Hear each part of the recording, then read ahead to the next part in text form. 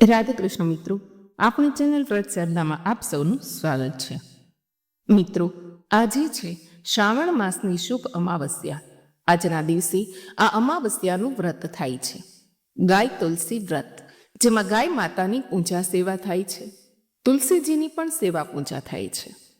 તેવો પવિત્ર દિવસ એટલે આ શ્રાવણ માસની અમાવસ્યા. આજના દિવસે આપણે આ વિડીયોમાં સાંભળીશું ગાય તુલસી વ્રતની કથા, જે વ્રત કુંવારી કન્યા તથા સુહાગન મહિલાઓ પણ રાખી શકે છે. શ્રાવણ માસની અમાવસ્ય સોમવાર હોય તો આ વ્રત સેકન્ડો ગણું ફળ પ્રાપ્ત કરાવીને જાય છે. આ વ્રત કરનારી સૂર્યોદય પહેલા સ્નાન આદિથી પરવારીને આપણા ઈષ્ટદેવની પૂજા સંપન્ન થઈ જાય, સૂર્યનારાયણ દેવની પૂજા સંપન્ન થઈ જાય ત્યારબાદ ગાયનું અને પછી તુલસીજીનું પૂજન કરાય છે. ગાય માતાને ભોજન કરાવાય છે. આજના દિવસે લીલી શાકભાજી છે, કઠોળ છે, લીલા રંગનું અનાજ છે. જે કઠોળ છે તેને પલાળીને અને શાકભાજી છે જે લીલા છે તે ગાય માતાને ખવડાવાય છે. તુલસી માતાની સામે ધૂપ, દીપ, નૈવેદ્ય આદિથી પૂજન કરવું જોઈએ. આજે એક ટામ ભોજન લઈ શકાય છે.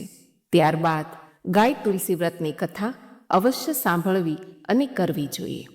આજે જે બહેનો વ્રત કરે છે તેઓ ભોજનમાં લીલા રંગના કઠોળ કે શાકભાજી ને લીલા વસ્ત્ર પણ ન પહેરે. આ વ્રત કરનાર કુંવારી કન્યાને મનગમતો ભરથાર પ્રાપ્ત થાય છે. સુહાગન મહિલાઓને વાંજિયા મેણું ટળે છે. સંતાન સુખની પ્રાપ્તિ થાય છે અને સૌભાગ્ય પણ અખંડ રહે છે. એવું આ ગાય તુલસી વ્રત છે, જેમાં આપણે ગાય માતાની સેવા પૂજા કરવાનું મહત્વ દર્શાવાય છે અને ઘરના આંગણે રાખેલા તુલસીજીનું પણ પૂજન થાય છે. તેમનું પણ વ્રત રખાય છે.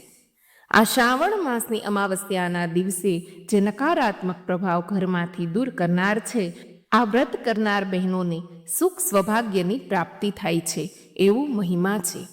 આજે આપણે આ વિડીયોમાં સાંભળીશું ગાય તુલસી વ્રતની કથા. જો મિત્રો આપને આ વિડીયો પસંદ આવે તો લાઈક કરજો, શેર કરજો. જો આપ આ ચેનલને પહેલીવાર જોઈ રહ્યા છો તો સબસ્ક્રાઈબ કરી લેજો અને બેલ આઇકોન પર ક્લિક કરવાનું ભૂલતા નહીં મિત્રો, એટલે આવનાર નવા વિડીયોની માહિતી આપ સુધી તુરંત પહોંચી શકે. ધન્યવાદ.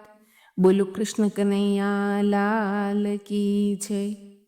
એક ગામમાં રમાશંકર નામે એક બ્રાહ્મણ રહેતા હતા. તેની પત્નીનું નામ ગુણવતી હતું. પતિ પત્ની બંને અત્યંત ધાર્મિક વૃત્તિના હતા. તેમને એક પુત્રી હતી. તે પણ નાનપણથી જ ધર્મના માર્ગે ચાલવા લાગી. દીકરી ઉંમરલાયક થઈ એટલે મનગમતો વર પ્રાપ્ત કરવા માટે તેણે ગાય તુલસીનું વ્રત શરૂ કર્યું. પરંતુ વ્રત પૂર્ણ થાય તે પહેલાં જ તેમની દીકરી મૃત્યુ પામી. મૃત્યુ પામેલી દીકરી બીજા જન્મમાં સફાઈ કારીગર હોય તેને ત્યાં જન્મ લે છે. જેઓ ભલે ગરીબ હતા, પરંતુ તેઓ ધર્મના માર્ગ ઉપર ચાલનાર હતા. ગરીબના ઘરે રૂપના અંબાર જેવી કન્યાનો જન્મ થતા જોઈને સૌને નવાઈ લાગી. ક્યાં કાદવમાં કમળ ક્યાંથી ખીલ્યું એવી વાત થઈ. સફાઈ કરનાર તે કારીગર દંપતીએ પુત્રીનું નામ કમળા રાખ્યો. પૂર્વજન્મના ગાય તુલસી વ્રતના પ્રભાવે કમળાના રૂપમાં અલૌકિક તેજ હતું. જોનારની આંખો અંજાઈ જતી હતી. કમળા તો દિવસે ને દિવસે બમણી અને રાત્રે 4 ગણી મોટી થવા લાગી. ચારે બાજુ તેના અપૂર્વ સૌંદર્યની ચર્ચા થવા લાગી. જેમ જેમ કમળા મોટી થતી જાય તેમ તેમ તેના માતા પિતાની ચિંતા પણ વધવા લાગી. માતા પિતા જે કુટુંબમાંથી હતા ત્યાં આ દીકરીને લાયક વર મળવું અશક્ય હતું. તેથી માતા પિતાને રાત દિવસ દીકરીની ચિંતા સતાવ્યા કરતી હતી. એકવાર રાજકુમાર મૃગ્યા રમતા રમતા તે કમળાના ઘર પાસેથી નીકળ્યા. ત્યારે કમળા ત્યાં રમતી હતી. કમળાના રૂપને જોઈને રાજકુમાર તો અંજાઈ ગયા. તેની સાથે લગ્ન કરવાનો નિશ્ચય કર્યો. રાજકુમાર ઊભા ઊભા તે કમળાને જોવા લાગ્યા. થોડી વારમાં તો કમળા ઘરમાં ચાલી ગઈ. રાજકુમાર પણ કમળાના માતા પિતાને મળવા માટે ત્યાં ગયા. રાજકુમારને પોતાના નાનકડા ઘર પાસે આવેલા જોઈને માતા પિતાને નવાઈ લાગી. રાજકુમારની સામે બે હાથ જોડીને માતા પિતા બોલ્યા, હે રાજકુમાર, મારે લાયક કોઈ કામ હોય તો ફરમાવો. ત્યારે રાજકુમાર કમળાના માતા પિતાને કહે છે, મને તમારી કન્યા ખૂબ જ ગમી ગઈ છે, તેને મારી સાથે લગ્ન કરાવો. ત્યારે કમળાના માતા પિતા કહે છે, કાં બાપુ, અમારા ઘરની મશ્કરી ક્યાં કરો છો? ક્યાં અમે ગરીબ અને ક્યાં તમે ભવિષ્યના રાજા? તમારી વાત માન્યમાં આવતી નથી. ત્યારે રાજકુમાર કહે છે કમળાના માતા પિતાને કે હું મશ્કરી કરતો નથી, સાચું કહું છું. ત્યારે કમળાના માતા પિતા કહે છે, તો પછી સૂર્યનારાયણની સાક્ષીએ હું તમારા લગ્ન કરાવી આપું. રાજકુમાર કહે છે, ભલે બાપુ. અને કમળાના માતા પિતાએ તે ગામના રાજકુમારની સાથે પોતાના દીકરીનું લગ્ન કરી આપ્યું. કુંવર તો કમળાને લઈને રાજમહેલમાં ગયા. કમળાનું નામ રાણી રાખવામાં આવ્યું. પછી કુંવર અને રાણી મહેલમાં આનંદથી દિવસો પસાર કરવા લાગ્યા. એક દિવસની વાત છે. એક દિવસ રાજકુંવર રાણીને લઈને મૃગ્યા રમવા માટે જંગલમાં ગયા. રસ્તામાં રાણીને તરસ લાગી. તેઓ તળાવને કાંઠે આવ્યા. ત્યાં આગળ કેટલીક બહેનો ગાય તુલસીનું વ્રત કરતી હતી. આ જોઈને રાણીને પણ સંતાન પ્રાપ્તિ માટે આ વ્રત કરવાની ઈચ્છા થઈ. તેણે રાજાને વાત કરી. રાજાએ પ્રસન્ન થઈને આ વ્રત કરવાની સંમતિ પણ આપી દીધી.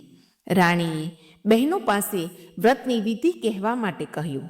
ત્યારે બહેનો બોલી, રાણીબા, 30 શેરવાળો પીળા સૂતરનો દોરો લઈને તેને 30 ગાંઠો વાળવી. પછી એ દોરો પોતાના ગળે બાંધી દેવો. ત્યારબાદ ગાય તુલસીનું સ્મરણ કરી ગાય તુલસીની વાર્તા કહેવી અથવા સાંભળવી. આ વાર્તા કોઈ સાંભળનાર ના હોય તો તુલસી ક્યારે ઘીનો દીવો કરીને તુલસી માતાને વાર્તા કહેવી. તે દિવસે લીલી વસ્તુ ખાવી નહીં, લીલી વસ્તુ પહેરવી કે ઓઢવી નહીં. રાણીમાએ તો શ્રાવણ માસના આવતા ગાય તુલસીનું વ્રત શરૂ કર્યું. પરંતુ રાણીની સાસુને આ ગમ્યું નહીં. તેણે રાણીનું વ્રત તોડાવવા માટે ઘણા પ્રયત્નો કર્યા. તેણે રાણી માટે લીલા રંગના વસ્ત્ર પહેરવા માટે મોકલ્યા. ભોજનમાં પણ લીલા રંગના શાકભાજી બનાવીને મોકલવામાં આવ્યા. રાણીના ભાણામાં પણ એ જ શાક, લીલોતરી ભરેલું શાક પીરસવામાં આવ્યું. પરંતુ રાણી ઘણા ચતુર હતા. તેણે સાસુમા સામે કોઈ વિરોધ કર્યો નહીં, પરંતુ કંઈ પણ બોલ્યા વગર લીલું શાક જમીનમાં દાટી દીધું. લીલા વસ્ત્ર પટારા ઉઘાડીને તેમાં મૂકી દીધા. તેણે ફક્ત છાશ સાથે રોટલી ખાઈને એકટાણું કર્યું. ગાય તુલસીની પૂજા કરી. ગાયોને ઘાસ નહીં, તુલસી ક્યારે અખંડ દીવો પ્રગટાવ્યો. રાણીને તો ગાય તુલસીના વ્રતના પ્રભાવે સારા દિવસો રહ્યા. રાણીએ સાસુમાને અને બીજી 6 રાણીઓને આ વાત જણાવી. આ સાંભળીને બધા ખૂબ જ બળીને ખાક થઈ ગયા. રાણીને 5મો મહિનો થયો એટલે એણે પોતાની સાસુને કહ્યું, બા, મને 5 માસ થયા છે તો રાખડી બાંધી આપો. ત્યારે સાસુ બોલ્યા, વળી તારે રાખડી બાંધવાની શી જરૂર છે?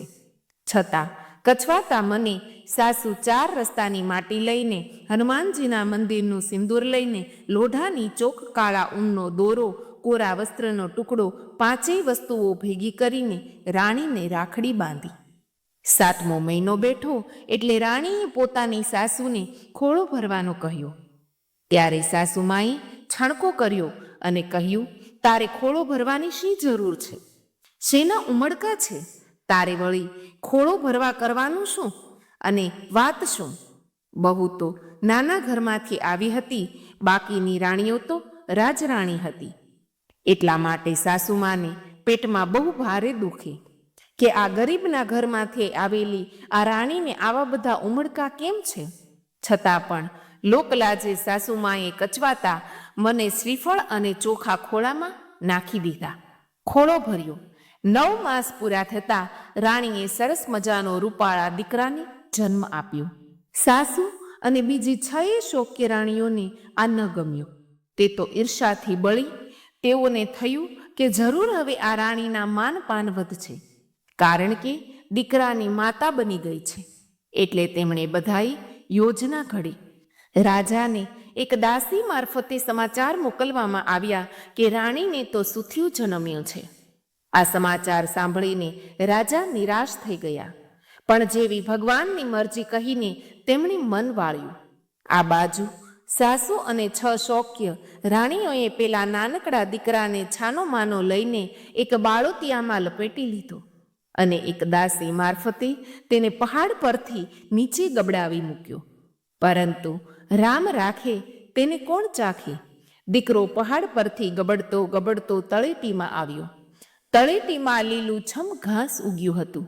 દીકરો ઘાસમાં આવીને નીચે પડ્યો, તેથી બચી ગયો, વાગ્યું નહીં. તે સમયે ત્યાં ગાય માતા પણ ચરતી હતી. બાજુમાં તુલસી માતા પણ ઉગેલા હતા. તે દીકરાની રખેવાળી ગાય માતા અને તુલસી માતાએ કરી. થોડી વારમાં સુથારની એક દીકરી ગાય તુલસી માતાની પૂજા કરવા માટે આવી. તેણે ગાય તુલસીનું વ્રત કર્યું હતું. તેણે ઘાસમાં એક બાળકને રમતો જોયો. તેણે તરત જ બાળકને ઉચકી લીધું. પછી એ તો રાજી રાજી થતી પોતાના ઘેર આવી અને માતાને કહેવા લાગી, માં, માં, જો તો ખરી, ગાય તુલસી માતાએ મને એક નાનકડો ભૈલો આપ્યો છે. માં તો તરત બહાર દોડી આવી. તેણે પોતાની દીકરીના હાથમાં એક નાનકડા બાળકને જોયું. માં બોલી, બેટી, તું આ કોના બાળકને ઉપાડીને આવી છે?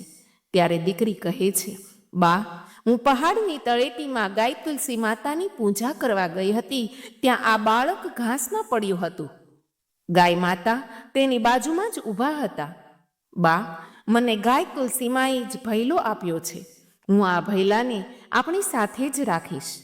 માએ નાનકડા બાળકને પોતાના હાથમાં ઉચકી લીધું. તેના મુખ સામે જોઈને તેને અપાર હેતુ ઉપજ્યો. તે દીકરાને રમાડવા લાગી. મા તો દીકરાને પોતાના સગા વહાલા દીકરા તરીકે ઉછેરવા લાગી. ધીરે ધીરે તે દીકરો મોટો થવા લાગ્યો. પેલો સુથાર તેને અવનવાર રમકડા બનાવી દે. રમકડા તે બાળક રમવા લાગ્યો. એક દિવસ સુથારે દીકરાને સુંદર ઘોડો બનાવી આપ્યો. જાણે સાચુકલો ઘોડો જ જોઈ લો. દીકરો તો ઘોડાની દોરી બાંધીને તળાવે પાણી પીવા માટે લઈ ગયો. તે વખતે મહેલની મુખ્ય દાસી ત્યાં કમળના પુષ્પ લેવા માટે આવી. ત્યારે તે દીકરો લાકડાના ઘોડાથી રમતો રમતો તળાવ પાસે આવીને ઘોડાને કહે છે, ચાલ પાણી પી. લાકડાને ઘોડાને પાણી પીવડાવતો જોઈને પેલી દાસી હસવા લાગી અને બોલી, આ બાળક તો જો લાકડાના ઘોડાને પાણી પીવડાવવા માગે છે. કોઈ દિવસ લાકડાનો ઘોડો પાણી પીતો હશે ભલા? આવું સાંભળીને ગુસ્સે થયેલો તે બાળક એક પથ્થરનો છૂટો ઘા કર્યો. તે દાસી ઉપર દાસીનું કપાળ ફૂટી ગયું. દાસી તો દોડતી દોડતી દરબારમાં ગઈ. રાજાને વાત કરી. રાજા બોલ્યા, એ કોણે મહેલની દાસીને પથ્થર માર્યો? તેણે તરત જ સૈનિકોને મોકલીને તે બાળકને દરબારમાં બોલાવ્યો. સુથારનો દીકરો દરબારમાં આવ્યો એટલે રાજા ગુસ્સે થઈને બોલ્યા, તે મહેલની દાસીને પથ્થર શા માટે માર્યું? ત્યારે તે બાળક બોલ્યો, હું તળાવમાં મારા લાકડાના ઘોડાને પાણી પીવડાવતો હતો ત્યારે દાસીએ મારી મશ્કરી કરી, એટલા માટે મેં તેને પથ્થર માર્યો. ત્યારે રાજા કહે છે, તે કહે જ ને કે લાકડાનો ઘોડો કંઈ પાણી પીતો હશે. ત્યારે બાળક બોલે છે, મહારાજ, રાજાની રાણીને જો બાળકના બદલે સુથિયું જન્મે તો લાકડાનો ઘોડો પાણી શા માટે ના પીવી? આ સવાલથી રાજા વિચારમાં પડી ગયા. તે સમયે રાજાની રાણી ત્યાં આવી. તેણે પહેલા નાનકડા બાળકને જોયો. તરત જ તેના સ્તનમાંથી દૂધની ધારા વછૂટી. રાણી જાણી ગયા કે આ મારો પુત્ર છે. રાજાને પણ ઘણી નવાઈ લાગી. તરત જ સૈનિકોને મોકલીને દરબારમાં પેલી સુથાર અને સુથારણને બોલાવવામાં આવ્યા. તેમણે દરબારમાં આવીને તે છોકરા વિશે સત્ય હકીકત કહી જણાવી કે આ દીકરો અમારો નથી, તે તો પહાડની તળેટીઓમાંથી મળ્યો છે. રાજાએ તરત જ 6 શોક્ય રાણીઓને બોલાવી અને આ બાબતે કડક થઈને પૂછ્યું. ત્યારે તેમણે સત્ય હકીકત કહી જણાવી. રાજા ખૂબ જ ગુસ્સે થયા. તેણે 6 રાણીઓને સજા ફટકારી. પરંતુ દયાળુ રાણી તેના દીકરાને જોઈને તે શોક્યને પણ ક્ષમાદાન આપ્યું. આથી છયે શોક્ય રાણીએનું હૃદય પરિવર્તન થયું. તેઓ છયે રાણીઓ આ રાણીના પગે પડીને ક્ષમા માગવા લાગી. છયે શોક્ય રાણીએ પણ ગાય તુલસીનું વ્રત કરવાનો સંકલ્પ કર્યો. સમય જતાં તેઓને પણ સંતાનની પ્રાપ્તિ થઈ. ઘરમાં આનંદ આનંદ છવાઈ ગયો. હે ગાય માતા, હે તુલસી માતા, તમે જેવા રાણીને ફળ્યા તેવા આ વ્રત કરનાર, કથા કહેનાર, કથા સાંભળનાર સૌને ફળજો. બોલો ગાય તુલસી માતાની જય. જો મિત્રો, આપણે સાંભળી ગાય તુલસી વ્રત કથા. મને આશા છે કે આપને આ વિડીયો જરૂર પસંદ આવ્યો હશે. આજે ગાય માતાની સેવા પૂજા કરતી વખતે આ મંત્ર અવશ્ય બોલવો જોઈએ. ઘેનું ત્વમ કામ ઘેનું સર્વ પાપ નિવારિણી મોક્ષ ફલ પ્રદાયિની મા માતૃદેવી નમસ્તુતે. બોલો ગાય માતાની જય. તુલસી માતાની પૂજા કરતી વખતે આ મંત્ર બોલાય છે. મહાપ્રસાદ જનની સર્વ સૌભાગ્યવર્ધિની આ વ્યાધિ હરા નિત્યમ તુલસી ત્વમ નમસ્તુતે. આ ઉપરાંત તુલસી દેવીના જે 8 પવિત્ર નામ છે તેનું પણ સ્મરણ કરાય છે. વૃંદા, વૃંદાવની, વિશ્વપૂજિતા, વિશ્વપાવની, પુષ્પસારા, નંદિની, તુલસી, કૃષ્ણજીવની 8 નામ કે જે ભગવાન શ્રી કૃષ્ણને પ્રિય, ભગવાન નારાયણને પ્રિય એવી તુલસી માતા છે. ગૌ માતા છે. તુલસીજીના 8 નામ સ્મરણ કરવાથી ભગવાન શ્રી કૃષ્ણની કૃપા પ્રાપ્ત થાય છે. જેઓ સાથે 8નો અંક જોડાયેલો છે, જેમનો જન્મ અષ્ટમીના દિવસે, જેમને 8 મુખ્ય પટરાણી હતી, જેમના 8 મહામંદિરો ભારત દેશમાં છે, એવા શ્રી ભગવાન કૃષ્ણના પ્રિય સાક્ષાત લક્ષ્મી સ્વરૂપા તુલસી મૈયા છે. અને ભગવાનને પ્રિય એવી ગૌ માતા છે. ભગવાને એક નામ ગોપાલ પણ રાખ્યું છે, જે ગાયોના રક્ષક તરીકે પૂજનીય છે, વંદનીય છે. એવા આજના દિવસે ભગવાન શ્રી કૃષ્ણની પૂજા પણ થાય છે. શ્રી કૃષ્ણાય વાસુદેવાય હરે પરમાત્મને પ્રણતઃ કલેશનાશાય ગોવિંદાય નમો નમઃ. બોલો જગદગુરુ ભગવાન શ્રી કૃષ્ણની જય. મિત્રો, મને સાંભળવા બદલ આપનો ખૂબ ખૂબ આભાર. આપ સૌને મારા જય શ્રી કૃષ્ણ.